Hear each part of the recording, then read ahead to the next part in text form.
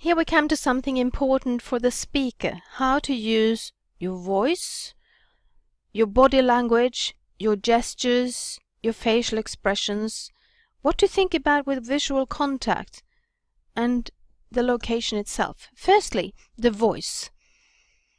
Start off with silence before you want to convey something of importance. A pause between vital leading ideas can really make a difference for the one who's listening. You can make also a silence, a pause after a rhetorical question. You don't expect anyone to answer, but to allow the audience to think about what you have in mind.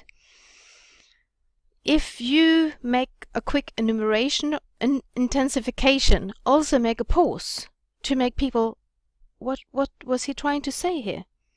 And always stop at punctuation marks. Pause. Proper sense stress, emphasis, suitable volume, and communicate with your modulation.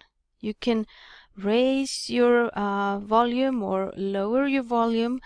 It says here, adjust volume when expressing urgent commands, strong conviction or denunciations, but give careful thought to portions of your talk that call for increased volume, so you don't become boastful and use the same loud voice all the time, because then it will be very difficult to listen to you. You can also change pace. Things that are of less importance, you can speak faster. But when you come to weighty arguments, you slow down. To convey excitement, speak rapidly also. But if you vary pitch, if appropriate, you need to convey emotions and touch hearts.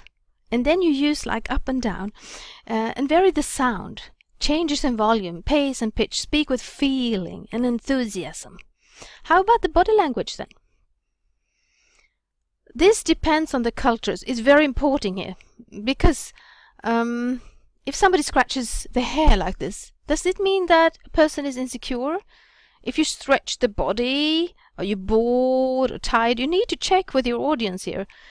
If you cross your legs, if you move your feet around, are you biting your nails, smiling constantly like this? Is the person nervous, trying to hide something? If the person is leaning the head slightly when they talk to you, is that kindness? Yeah, probably. And keep a good posture, because that means that you look relaxed and safe. And when you seek eye contact, have warm eyes and a friendly smile, but don't look for too long at a person.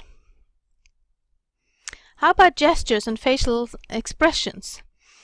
Descriptive and emphatic. And then it says, use movements of the hands, the shoulders, and the entire body to express ideas, sentiments, or attitudes. It can be really seen. Oh no, or yeah, this is fantastic. But use the eyes and the mouth. And if you use your head to really say, yeah, this is important. But start, when you start having a speech, let your hands hang loosely along your body.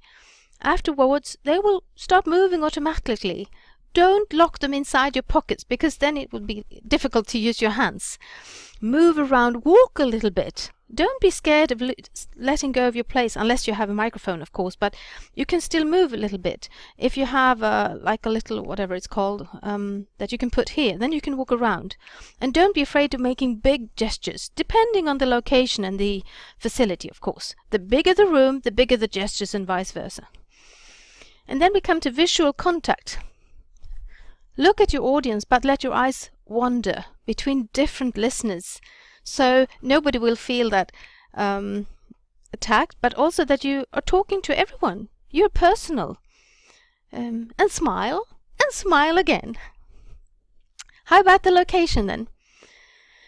Take charge of the room, but this needs acquire needed space to move freely.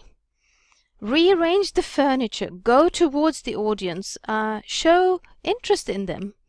But if you converse with them, it's better to lean back so they don't feel threatened, like, oh no, don't come too close. And position yourself in the middle of the stage, spreading your legs a little bit, because then you don't have to wobble it. You can stand still. You will get more energy if you move around a little on the platform, and you will automatically become more lively. And this is especially necessary if you make a change of contents, because then when you move, it will reinforce the change. So now we have everything: the voice, the body language, gestures, facial expressions, visual contact, and location. Try to practice this. Film yourself, see yourself, and dare to make changes. Good luck!